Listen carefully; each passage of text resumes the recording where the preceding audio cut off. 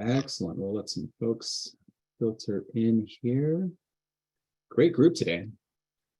All right. Well, thank you everyone for joining us. Our session, as you can see in the title, Maximizing Your Social Media Efforts, a guide for retail success in 2023. These are always popular for our clients and our prospects. So thank you all for joining. And Crystal, thank you for joining in as well. Yeah, thanks for having me. Absolutely. Before I get into the actual conversation here, I did want to remind folks, this is an open conversation, you as well. So please, down below, use the Q&A panel in Zoom, and we're going to save a little bit of time towards the end to fire off some questions to Crystal or myself. Before we get into that, I definitely wanted, recording as well. We are recording this. I had a few people email me just before this session started asking if they're going to receive a copy of the recording. We understand everybody has their own schedule, so 100% we will send a recording out for folks to watch and review with their team. So who is Management One? For those folks that aren't in the know, thank you for joining us. Our purpose essentially is to provide financial security for our people, our clients, and our retail experts. In essence, we generate more cash for retailers, and we do that with a focus on merchandise intelligence, inventory planning and reporting, and educational sessions like these for independent retailers. We operate with a set of core values, including a generous heart, courage, curiosity, adaptability, commitment, and collaboration, like these sessions here. And Crystal, I actually looked right before this session started. When COVID first hit and all of our clients' doors closed, we scrambled like mad to get our very first webinar together, telling people exactly how to keep their stores open, even though the doors themselves physically aren't. And I looked almost to the day 3 years ago, and who was our first guest? Crystal Vilkaitis from Crystal Media. I love Thank that. you so much for coming in. Well, of course. I mean, wow, that was crazy times. And so Yes. we all were scrambling, and especially our retailers, and we really wanted to help them. So I'm so glad that we were able to do these webinars and be there for them. Yeah, and I mean, 3 years. So things have changed a lot for the better, a little for worse, a little for completely out of the blue. And social, I think, is changing every single day, quite often. So what's working now that we're in 2023? What are your clients seeing now? Yeah. So there's a lot of things that are working great. And the first thing I want to talk about is something that I've been teaching for years. So even though my industry changes all the time and it's so hard to keep up with, this one thing has been tried and true, which is being you. Authenticity, showing up, being human, Absolutely. Having the realness, the rawness. People relate to other people. There was a great podcast I was listening to, and it talked about how there was a Broadway playwright, and he said, how you make a character, how you create a character to be somebody that people just hate is make them perfect, because we can't relate to perfect. We want to be able to relate. And so having that come through our social media, often retailers will think, oh, it has to be the perfect shot, the perfect picture, the perfect video. I have to say all the things right. I have to look great. And I really am trying to encourage retailers to get rid of perfectionism. I'm actually doing a 3-day social media challenge right now. And on day 1, the homework was to email me what's the number one thing holding you back from doing social media well. And a big chunk of the people that responded said, I want it to look perfect. It's perfectionism. And then it holds me back from ever posting. All you need is your phone. All you need is your phone. Yes. And just be you. You know, like I say, holy guacamole. I like to do sound effects. Like I am authentically myself. And that's what connects me with other people. Like we can tell when you are not being authentic and you are not being you. It just doesn't land as well. It doesn't resonate with the person on the other side of the screen. And I'm just so excited because as marketers, we have the opportunity to be in bed with our customers. They are waking up, scrolling, going to bed, scrolling, watching TV on multiple devices, waiting in line, scrolling. Like, it's so easy to be with your customers wherever they are in the world, but we have to do certain things that gets them to stop the scroll. So we intercept their attention versus interrupt it. And that, like, buy, or the Canva graphics that you're making, and it's always the graphics, and you're never seeing a human, and you're never talking to your customers, and you're never having that meaningful content and just being you, those are the things that are just we're not seeing the engagement. You're not going to be seeing results from social media if that's the type of content. So that's the first thing, is really being authentic. The next is short form video content. I mean, this has been working well for a few years. When I say short form video content, I'm meaning Instagram Reels, Facebook Reels, TikTok, YouTube Shorts, idea pins on Pinterest. All the platforms have short form video content. Where retailers are crushing it and small businesses is Instagram, Facebook, and TikTok. TikTok specifically, we're seeing massive adoption as well as reach. That's all organic. We're seeing so much free reach on TikTok. It's insane. We've never seen this kind of free reach on any social media platform before. And so what's exciting is, as a store, you can be creating content and putting that on TikTok, and you let the algorithm do the job, do the work. They're going to go find the right people for that content piece, even at a local level. I used to live in San Diego. I would get all sorts of San Diego content, places to hike, places to eat, places to shop. I moved back home to Colorado. Now my feed is filled. Yes, exactly. And so, and I'm not even saying anything about Colorado. It knows from location services, and it knows the kind of content that I'm engaging with. And so it shows me more of that content. And so that's the other thing, is that we're just kind of in this TikTok economy where we want short form video content. The consumer does. They want that entertainment.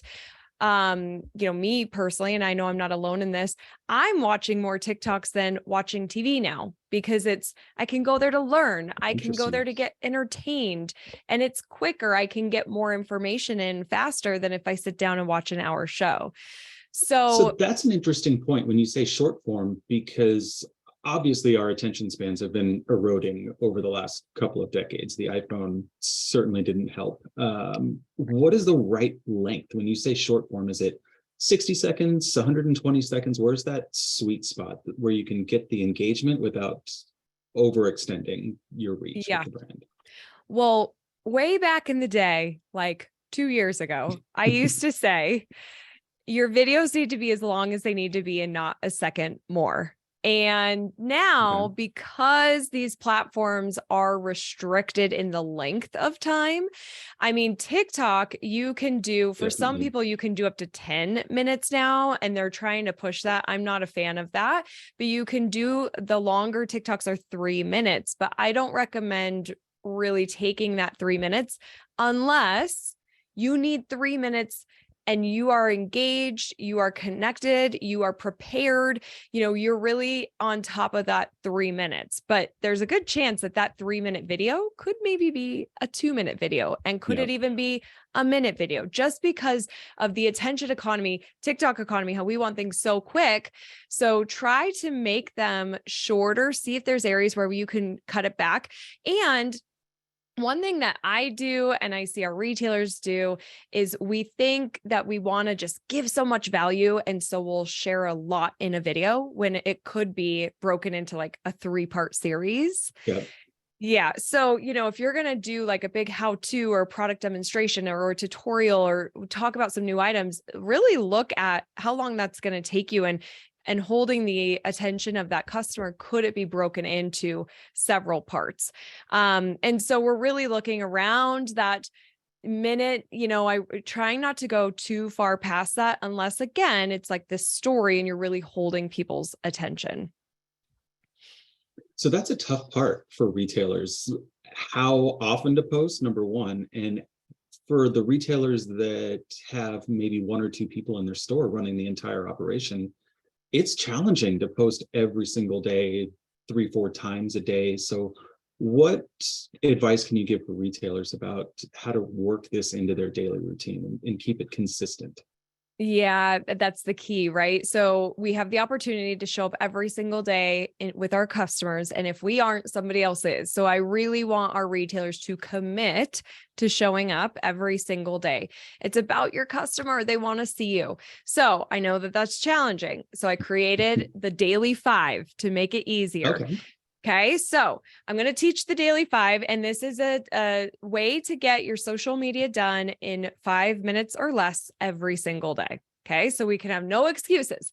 So the thing with the daily 5 is that you have to set a cue.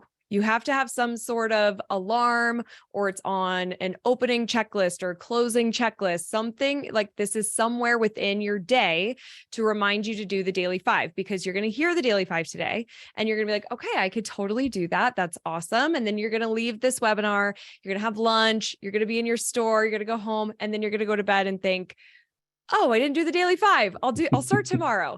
And then tomorrow comes and we all know how this goes. A million things happen. And then we don't do the daily 5. So the first part of this is you have to set an alarm. I put an alarm on my phone, or you could put it on your checklist. A lot of retailers like putting it on the checklist, especially if you have somebody on your team that is managing the social media. This ensures that they get the daily 5 done. It's a non-negotiable. So here's what the daily 5 is.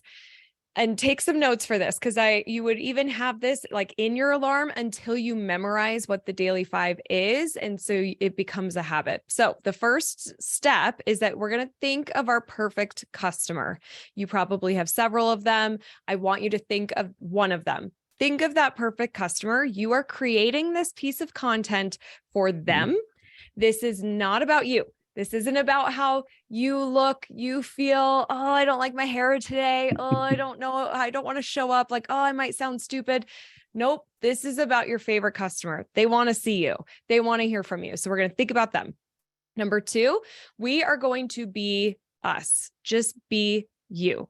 And I have this as a reminder, because when that camera is on and we're going to create content, we all of a sudden think we have to be a certain way. The perfectionism comes in. I have to say it a certain way, look a certain way.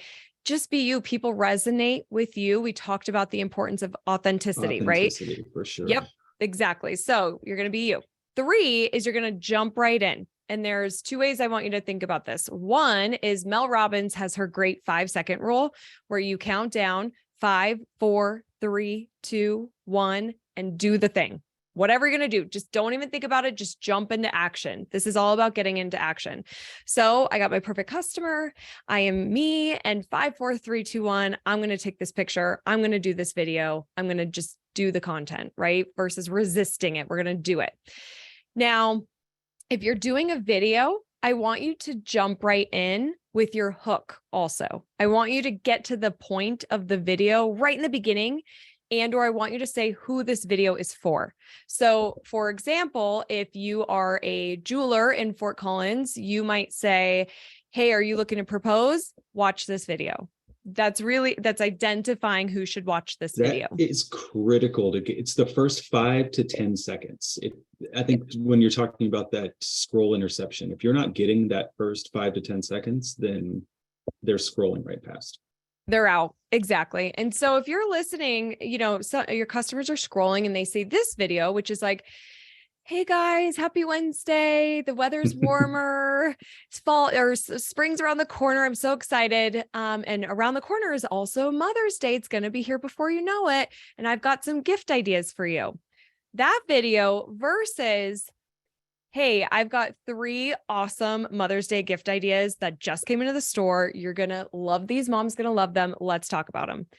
And then you can talk about the weather after that if you want, if that's authentic to you. We're thinking about our perfect customer, but you got to give that hook. Otherwise, the whole weather thing, scroll, unless I know you and I love you already, right? So it's like, we got to just capture them. So we're jumping right in. That's the 3rd part. Then 4, we're going to share. And this is an acronym. So this is what ends up happening. We're like, okay, I'm thinking of my favorite customer. I'm going to be me. I'm going to jump right in. What should I say? That's where we go totally blank. We have no idea what to say. So we're going to share. We're either going to do one of these 5 things. S stands for story. So we're going to tell a story. It could be personal. It could be about the store. It could be about a line you carry. It could be about something that happened to you on your way into the store or closing last night or anything. Like, this doesn't have to just be about product and your store. Okay. Telling a story. 2, H, is going to be human.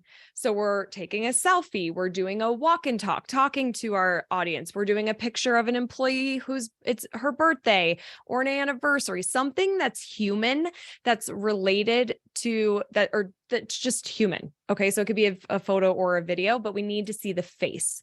Yep. A is going to be arrivals. That's easy. What's new? What kind of products do you want to talk about? R is relevant. Now, this is either going to be relevant to the time of year. Timely content works really well. So you can be talking about seasonal items, seasonal trends, events you're going to this weekend in your town, something that holidays, St. Patrick's Day is coming up, talking about relevant, timely things. Relevant can also be mainstream things in pop culture that connects to your PCGs, your perfect customer groups. So that perfect customer that you're thinking about, your favorite customer, what are they into? So for example, I'm really into Bachelor and Bachelorette. If you were making content for me and it's Monday, you might be like, well, I'm going to do R and talk about, hey, it's Monday. Who's watching The Bachelor? You could do a little poll. Yes, I am. No, I'm over it. Like, just to engage with your audience. It's relevant to me. And then E is going to be events. This is going to be in-store events, promotions, sales, things like that. The thing is, retailers will do A, E, A, E. Like, they're always doing A and E, arrivals, events. We're missing out on the more. Yeah. We've got to have the stories and the humanized and the relevant. That's where meaningful content comes from, meaningful connections that helps us stop that scroll and build lifelong relationships with our customers, because I want our retailers to build lifelong relationships versus go viral once on TikTok. Like, what's that going to do for you? This is really about long-term. So that's 4. We're going to share. And then the final part of the daily 5 is we're going to engage. So we're going to take 1 to 2 minutes and we're going to scroll, and we should be following our customers back. So maybe you're commenting on a couple of your customers' posts. Maybe the local coffee shop has a drink of the day. You're going to their post, you're sharing their drink of the day to your story and helping them by engaging with their content. We're just taking a minute or 2 to engage. That's it. So to recap, we're going to think of our favorite customer, be you, jump in, share, and engage. And we're just going to do that. We have our cue, our alarm every day. We're on the checklist to make sure that gets done. It's important not to, when you're engaging, you can easily go down a rabbit hole of responding to customer questions. I could see that 2 minutes turning into 20 minutes very quickly. Well, it can. And also, like, I'm sure many people can relate to this. I'll open up the app because I'm going to go do one thing on Instagram, right? I need to do one thing. And then all of a sudden I'm like over here and I'm watching this and I'm like, why did I even open this? So I know it could be dangerous, but I feel like when we're committed to the daily 5, and even if you have to have an alarm set. Now, what I view, if there are customer questions and there's DMs and you've got to answer that, I don't view that as the engagement piece. I view that as the customer service support. Yeah, exactly. So that's outside of our daily 5. That's something that we should always be checking in on and also should be on our checklist. Do we have DMs? Do we have comments and messages that we need to answer? That's a little bit more frequently, but yeah, I mean, my goal with this is just to help you create a habit around which that cue or the checklist is going to create the habit around posting every single day and mixing up the type of content that you're posting. So you mentioned PCGs, your perfect customer group. How does a retailer go about creating those? Is it more intuition? Is it data-driven? Is it built on clienteling of some sort? Explain how a retailer really hones in on the perfect PCG. It's a great question. So a couple of things I recommend. One, we have a free resource that is, we just call it an intake form. It doesn't have a cool name or anything. It's just what we use for our ad clients when they become clients. And we ask them about their customers so we can really learn about their PCGs, because we're going to go target those people using ads. And so we need to make sure that we're targeting the right people. And so you can get that. It's just crystalmediaco.com/intake and access that. And I recommend filling one of those out per group, because you're going to have several different groups that we're focusing on here. And I even recommend naming, like pick a person that's like the leader of this group. They have a name. And so when we're creating our content, we're really thinking of that person. For example, I was working with a retailer. They did this whole exercise. They went through the intake form and their team all did it together, and they created Kate. And Kate was a nurse, had 2 kids, 2 golden retrievers, was married, vacationed in the Hamptons, loved a very elegant style. Like they created this whole persona around Kate. And so then when they're posting to social and sending these emails, they ask, would Kate engage? Would she click? Would she share this with her friends? So how you're doing that, I mean, those questions you asked, Nico, of how we're collecting this information is all the things you said. We are looking at our current clients. We are, if you've got data on them, absolutely. We're learning from that. Sometimes we don't necessarily know, if we haven't been paying attention to this too much, of like the demographics, the age, where do they live, like what neighborhoods are they coming in from, or if they're online shopping, where do they live? So you can send a survey, and if you do couple this with like a giveaway, we're going to do $100 gift certificate to our store if you fill out this simple survey to just tell us a little bit more about you. That's another way that you can get some of that information. You can also use Facebook Ads Manager, the ads tool, and plug in different demographics to see the size. And so, yeah. So for example, I was speaking to jewelers a couple weekends ago in Orlando, and I showed this example of using Ads Manager. And this is where you have to really know your perfect customer. So let's pretend, you're a jeweler in Fort Collins, and you're trying to reach men who are 25 to 35, who are in the top 60% of income, who are in Fort Collins, Colorado, and in a 10-mile radius. And Facebook tells you how many people you have available to reach. And so I think in that example, there was like 8,000 people. So that's a really great audience to then have a very targeted ad that's going to, and they had to be in a relationship as well, because we're focusing on the guy that's going to propose. Yep. So, and so you can use, if you're trying to you narrow down who these perfect customers are and their demographics, use a tool like Facebook to see what the size is to get new customers and get in front of some of those new people. But asking people in store, getting to know your customers, clienteling, the data, all that's going to help you build this person out. I'm glad you mentioned audience building too in the ad manager, because I know when we had this conversation 3 years ago, we talked about lookalike audiences. So you have that demographic really mapped out. Are lookalike audiences still a good tool, or do you really want to kind of go with that specific set target? So it will depend. This is where testing is always great. Anytime that you're doing ads, testing audiences and the creative of what it looks like and says it's just going to help make your ads perform better. I have an ads agency. We run ads for lots of retailers, and we often are using that lookalike. It is often a great audience set, because for those of you who don't know, what you can do is you can create audiences. So like I just gave you the example with the engaged guys in Fort Collins, Colorado. That could be an audience. You can create a lookalike of them. You can take your current email list and upload that to Facebook. So all of your current customers, and Facebook can create a similar audience that looks like them. So this is all of a sudden new people. You can have lookalikes of the people that follow your page on Facebook. So if they already engage with you on Facebook, we could create a new group and target them. So getting in front, like, especially if you're trying to grow, if one of your goals is to get new customers, then those are typically the best performing audiences that we see, where we're keeping the costs lower. Those lookalikes really help there. And you mentioned short form video too. You can actually target people that watch X percentage of my video. If somebody's willing to invest 45 seconds of their time in your video, that's a pretty warm lead that you might want to follow up on. So it's a great way of making your spend more efficient for sure.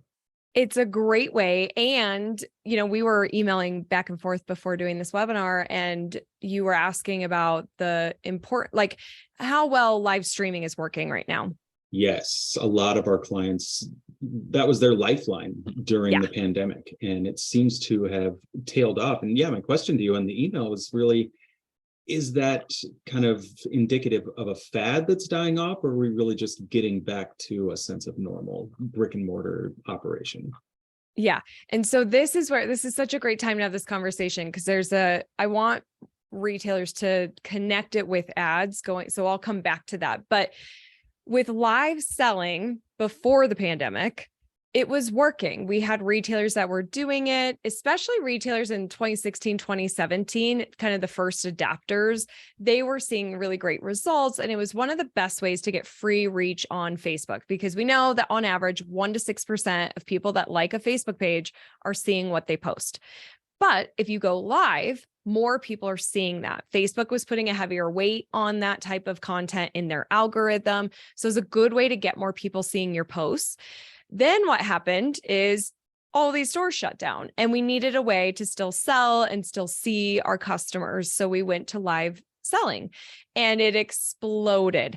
I mean, we have so many examples of retailers that just have sales, they were crushing sales goals and their doors were closed. Like, it was just crazy how fast. I mean, one of my friends who works at a retail shop did a 90-minute Instagram live, did $17,000 in 90 minutes. Like, it was just, they crushed on a Tuesday afternoon when they're normally super slow. Oh yeah. We would have clients that shifted almost their entire business model into live selling because it was such a success. But now that we're seeing that pivot back to typical brick and retail and e-com, I'm curious what the pivot is now for social and for clients.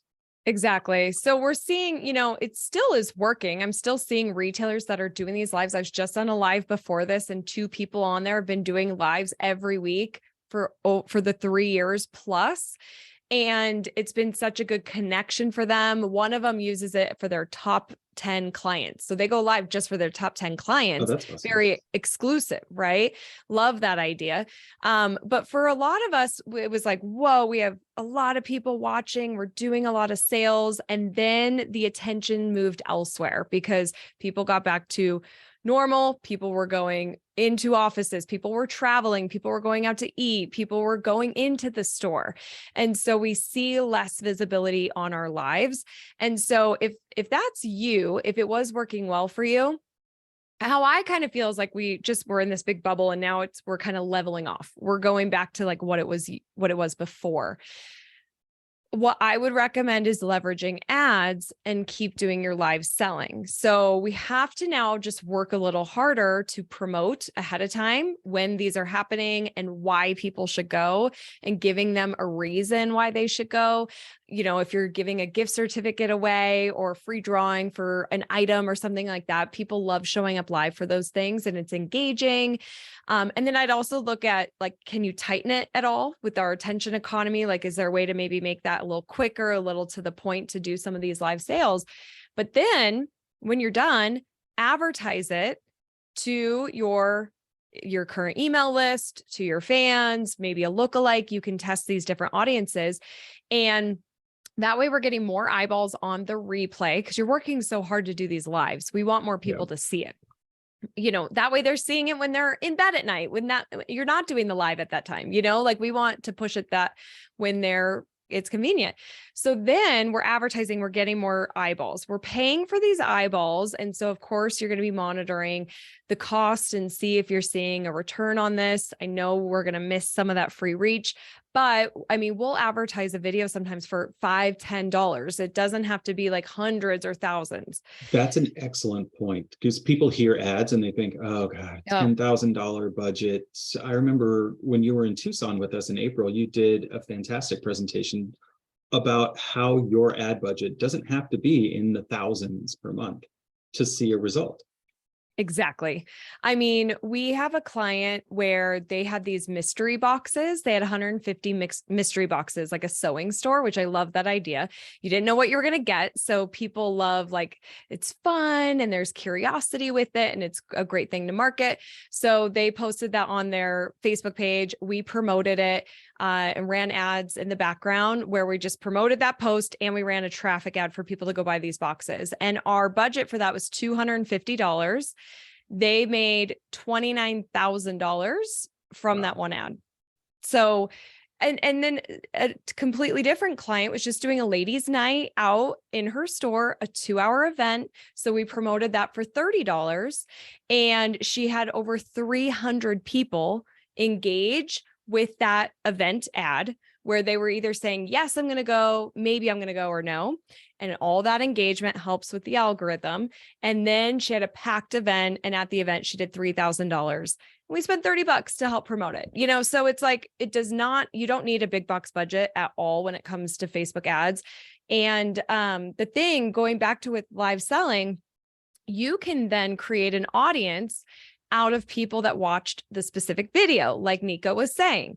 And so let's say that you've worked hard to get people to watch the live one, you got some extra eyeballs because you promoted the replay. Now we choose this one video where maybe you did a collection of, you featured 10 items, and now it's a carousel post where it's just pictures of the 10 that you did. And then you can drive traffic over to go buy those items just to the people that watched that live.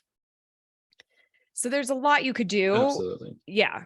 Yeah. It's pretty exciting. And I'll just say, like, on average, our ad clients, their budget varies between about $500 a month to $1,000 a month. Sometimes if they're having more going on, like a big event, some seasonal things, then we'll up the budget for those things. But again, you don't need a big box budget. And you had a really good insight. One of the things that I noticed as far as ad spend was that I read an article earlier this week about how Facebook ad spend is kind of on the decline. And I just assumed that other platforms like TikTok are potentially taking over, but you actually had a good insight into how independent retailers can kind of take over in that vacuum. Can you talk about that a little bit?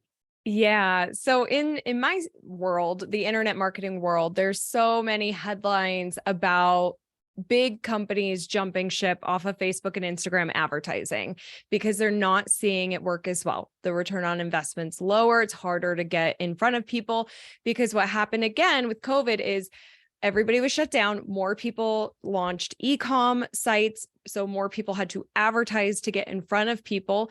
And so all of a sudden we have a lot more competition on these platforms, which makes it more expensive, and we're not seeing as great of a return.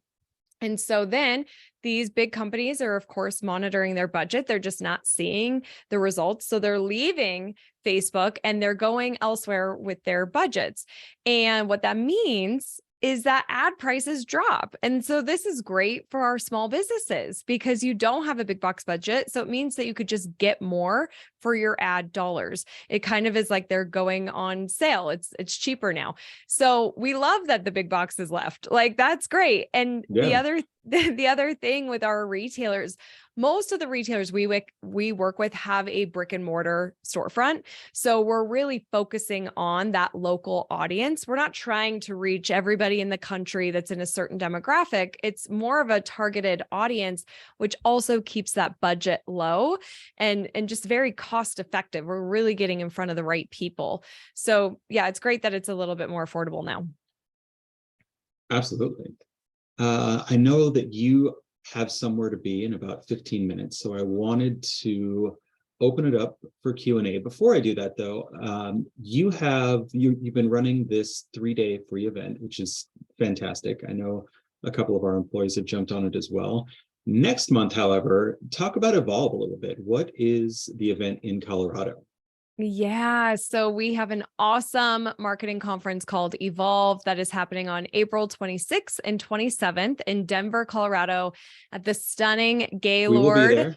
And Management One is sponsoring and speaking. I can't wait to hear Dane's topic about the common mistakes with inventory. I mean, I was reading his session. I'm like, oh, yep, I'm going to this. This is going to be so good.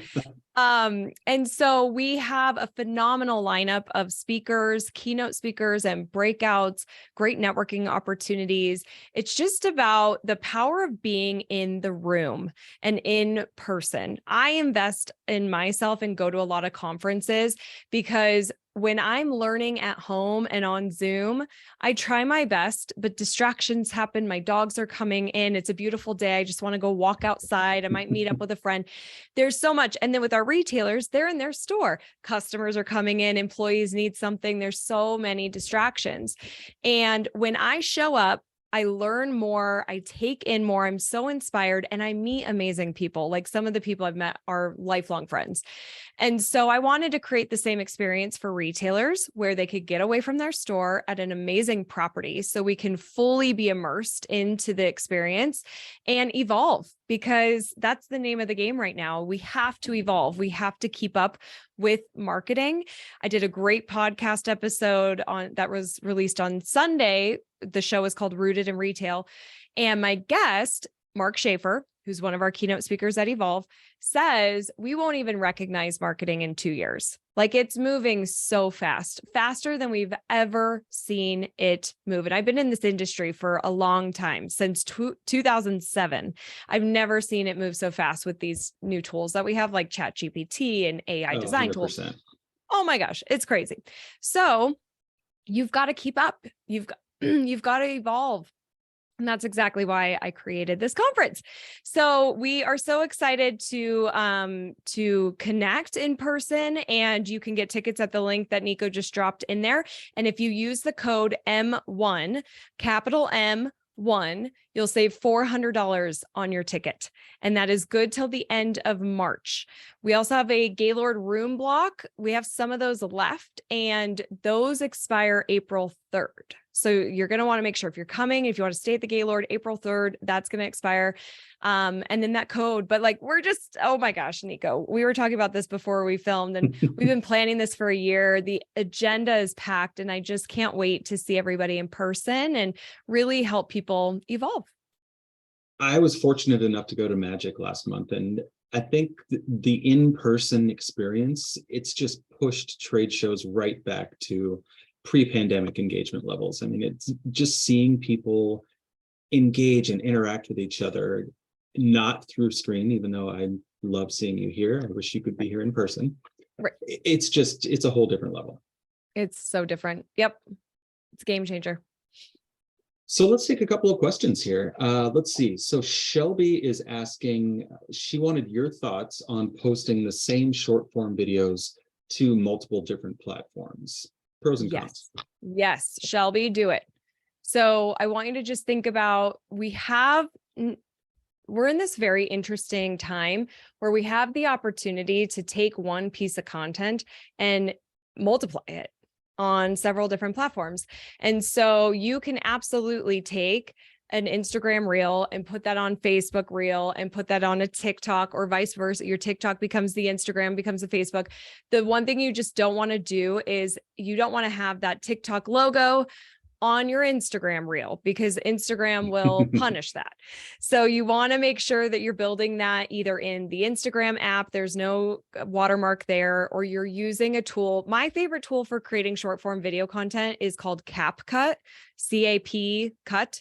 It's a free app. And for some reason, I just find it a little bit easier than the native apps in TikTok and Instagram. But if you're creating your short form in the native apps, that's fine. But then publishing it to all these different places helps us just multiply what we're posting out there. And the thing is, like, if you're not, I would consider posting to YouTube Shorts. I think we're going to start seeing YouTube really give favor to shorts and really get a lot of organic reach. I'm seeing a lot more of those in my feed. Yeah. Exactly. Especially if you sell online, but even if you are local, they do have some local components to their algorithm. And so that can be a good place for you. Pinterest pins, if you sell online for idea pins, that is a great place to drive traffic. But if you're not focusing on the website traffic, that's not going to be as impactful as Instagram, Facebook, and TikTok. But yes, Shelby, do it. And like you mentioned before this call, when we were talking, just the two of us, each of these platforms have their own strength, and TikTok's strength seems to be more on the organic side. Yes, absolutely. And that's where, yeah, we just don't want to miss that. Because here's the thing too, a lot of people are on just Facebook and Instagram. We don't want to go into TikTok because we think we've got to dance and sing and do all sorts of stuff. And you don't at all. You could post the same kind of content. Unless you want to. Unless you want to. Exactly. Yes. If you want to, you go for it. But you could post that Instagram reel and just multiply it, amplify the views, and put it over there on TikTok too. A couple of questions around the same topic, and I think this one pops up a lot. It's about consistency. So Deanne is asking, how many times a day or a week should you post? And Aaron's also asking, is it better to post 3 times a day, once in the morning, afternoon, and night, or one specific time? What is the best cadence? Yeah, this is great questions. We get this a lot. So first, as far as frequency, do as much as you can do. So like if you are the store owner and you don't have somebody that's helping you and you're finding it challenging to post once a day, then do your daily 5 and get it done once a day. My goal is that you're feeling comfortable, you're able to do it quick, and you start seeing those results, which builds momentum, which then we feel excited and we're like, oh, I'm going to do the daily 5 twice a day. And then we might start growing to where now we have an employee who's helping us post even more. The thing is that you can be posting a reel, and then a couple hours later, we're doing a few stories. Stories are like the easiest, quickest things to do, and they expire after 24 hours. So now all of a sudden I did a couple of stories in a reel. I've created 3 pieces of content pretty quick, right? And then maybe I'm posting a picture or a carousel, because carousels are what's working really well on Instagram right now, multiple photo posts. And so people are scrolling through the carousel, and I did that of 5 new items that I got in. Boom, I've all of a sudden created 4 pieces of content pretty quick. It all comes around our bigger strategy of what the social media strategy is, on what our goals are, and then we reverse engineer those on how we're going to achieve them. And so when we know what the goal is and we create these campaigns on how we're going to achieve, it helps direct, like, are we going to be doing daily carousels and daily stories to help communicate that? Are we going to be doing weekly lives because we're going to create a show, we're going to have a title, and it's going to be the way that we're going to hit this goal? So there is some strategy that goes into that. On most of these apps, you can look and see when your audience is most active. And so if you're seeing, like if you're seeing that, Tuesdays around 6 p.m., that's your peak, that might be when you're going to do your weekly live streams. Or if you're just seeing like peaks consistently around the same times, then pick those, especially if you're going to be scheduling or you're going to set your alarm for your daily 5, do it around those peak times. If you've got somebody on your team, they could be tracking some of this and testing some of this, right? So they might do early morning schedules or later morning schedules or later evening, because that's the other thing too. Just because your store is closed, that your customers are scrolling at night. And so you should be scheduling some of those and then testing to see what works best for you.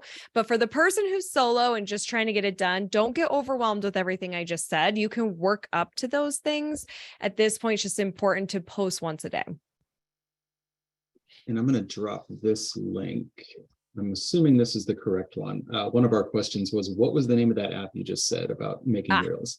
Yeah. So I believe CapCut.com is the one that you're talking about. You got it. Yep. Perfect. Yeah, I think you're totally right. There isn't just the answer. It's what is your answer for the best time. Yes. And your platforms are definitely going to dictate that. Yep. Jules is asking, can we just use one social media site and that's it? Because her demographic is a little bit older. I would recommend against that, basically because, as Crystal mentioned before, you've already invested so much time in making the video. That's the bulk of the time right there. Distributing it to different channels takes a fraction of the time as it does to make the video. Would you agree with that? I completely agree. Here's what happens though. If we are not used to TikTok, I never use TikTok. I'm not on TikTok. First of all, there's intimidation there. And then there's just resistance, right? It's just resistance. I'm comfortable here. Don't make me do anything else. I hear this a lot with our retailers. And so what I recommend is if you are so overwhelmed, like again, it's you don't have help with the social media and you're just True. trying to get it Bandwidth. done. Exactly. Start with one. Pick the one, ideally where most of your customers hang out that you're also comfortable with. So if it is an older demographic, that's going to make me think Facebook. And if you're comfortable with Facebook, then I would be really focusing on Facebook. Upload your reels, do your posts, go live, do stories, really commit to Facebook. Now, if you start seeing that traction and that momentum, and we're feeling like, ooh, I could also be sharing this content that's already created over on TikTok and take a couple extra minutes just to publish it there, then I recommend that. The thing that can happen though sometimes is if we're just publishing, we might have comments, we might have people that are trying to engage, and then we're not thinking about it, and then we're not responding, and that's bad customer service. So yeah, it is okay to pick that one, and then you can always work up to adding more. And I loved your distinction earlier in this call between support versus engagement, two totally different things. Yep, totally. Let's see. Our store, so Aya is saying our store has two very different customer demographics. One is for a bookstore and one is for collegiate clothes and merchandise. Should we have two separate accounts or post them on the same page? So if it's the same store name, the same address, the same branding, I would keep it all under one account for a couple of reasons. One, it's going to be a lot easier for you to manage versus having two and going back and forth and back and forth. Also, I have a feeling that some of the people who are buying books could also be buying collegiate clothes, and some people who are buying the clothes could also be buying the books. So there might be a little crossover there too. You can let the algorithm do its job and really identify when you're going to have your hook in the beginning of who this video is for. And just being very clear with those two audiences in your messaging and in your photos, and let them show it to the right people. Yeah, and we've had a couple of follow-up questions about finding your peak times for customers. And I think, Crystal, what you said before is spot on. A lot of the insights that are just baked into the analytics behind Instagram, Facebook, TikTok, you can see where those spikes happen and you can start to adjust your content accordingly. Exactly. Yeah, you guys, if you go to your settings, both on Facebook page or Instagram profile, and you click on insights, and then you'll see like post times or time and days. They say each of them are a little different, but look for when your audience is online and it will show you time and day. Absolutely. Well, Crystal, this has been a fantastic conversation. I absolutely thank you so much for spending your time with us, sharing some of your insights. I wish I could personally be in Colorado for Evolve, but our team will absolutely be there for sure. Awesome. Yeah, we are so looking forward to it and grateful that Management One is going to be there. And thanks for having me today. This was a great conversation. I hope everybody learned something new or got inspired or got a new tool to help them on their social media journey. Absolutely. We're going to send around a recording with this, and we'll have a lot of the links that I shared in chat. And if you have any questions for Crystal, Crystal, do you mind if we throw your email address in there? Yeah, absolutely. Crystal at crystalmediaco.com. Feel free to personally reach out to me. I'm always happy to help. Fantastic. I look forward to speaking with you on the next one. Awesome. Sounds good. Thanks, Nico. Bye, everybody. Great to see you.